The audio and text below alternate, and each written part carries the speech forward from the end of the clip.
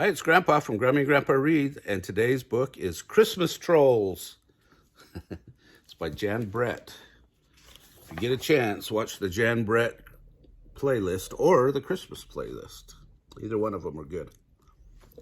I'm Trevor, and the day my brother Sammy and I went to our neighbor's farm to pick out a Christmas tree was the beginning of the most unforgettable Christmas I ever had.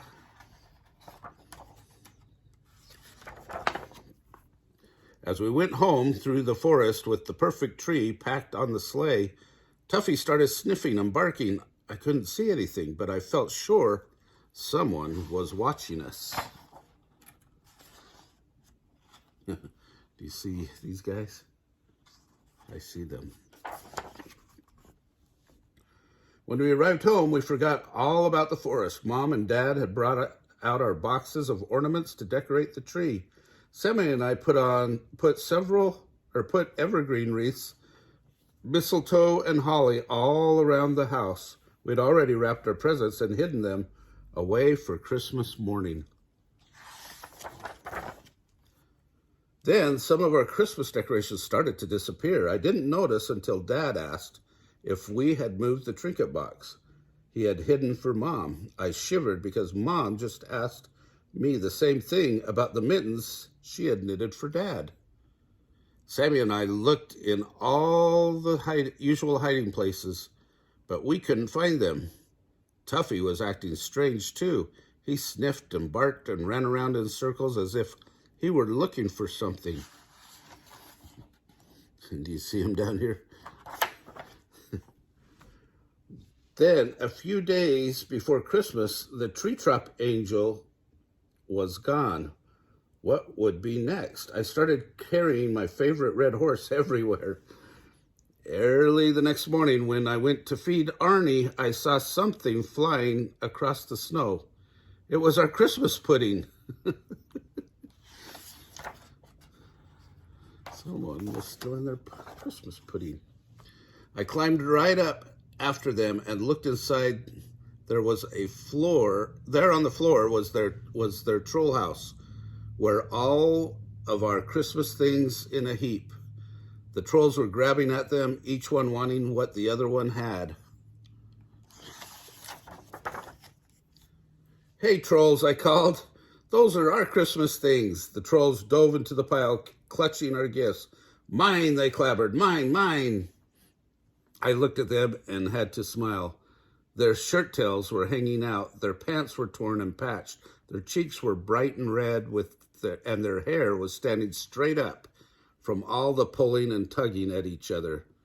Christmas, they wailed. We want Christmas. You want Christmas, I asked, puzzled. Yes, they shouted, give us Christmas. Well, you can't just take Christmas, I said. The trolls looked surprised. They squeaked, they gulped, they shuffled their feet. Want Christmas, they said, sounding miserable. Okay, you can have Christmas, but first, what are your names? Mig, said one. Tig, said the other. I looked around their messy hut. Mig, Tig, let's begin by getting your house ready for Christmas. I started to straighten up and put things away. They began to help. Nice, I said when we had finished. Now let's make your house look like Christmas. We went outside and gathered evergreens and berries and pine cones. Now we need a Christmas tree, I told them. That's easy. You live in the trees, so you can have 4 trees instead of just 1 if you want to. Christmas trees, they shouted, jumping up and down, and we decorated each of the trees that held up the troll house. Tig and Mig had a small setback on the way back to the hut. I knew I had some more explaining to do. When I first got here, you were snatching things for yourselves and acting really grumpy. Try playing together and having some fun. Fun, they asked. I showed them how to jump rope. I told them how much I liked their tail knots and earrings.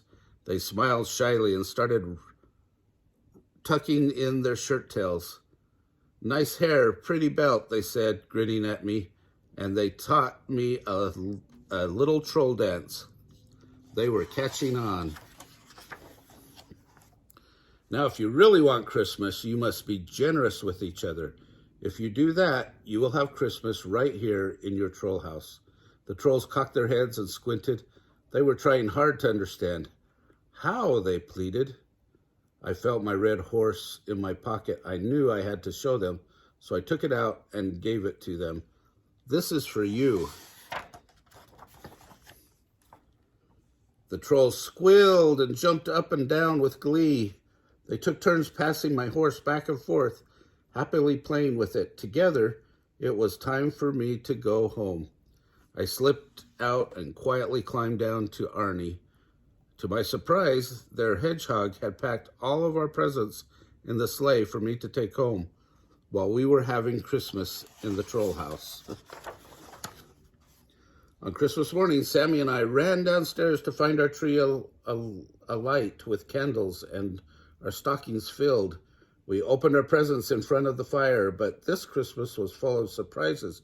I heard a bumping and a scratching noise. Tuffy barked. I listened and followed the sounds. Outside on the doorstep was a Christmas present. I unwrapped it and found a wild and wonderful troll horse. Tig and Mig, I exclaimed. When I held it, I knew for sure that the trolls understood Christmas, and I knew that this was the best Christmas ever. Oh, isn't that great to learn Christmas is about giving and sharing? Anyway, like our videos, give us a big thumbs up, subscribe to our channel, and remember to watch the Christmas playlist.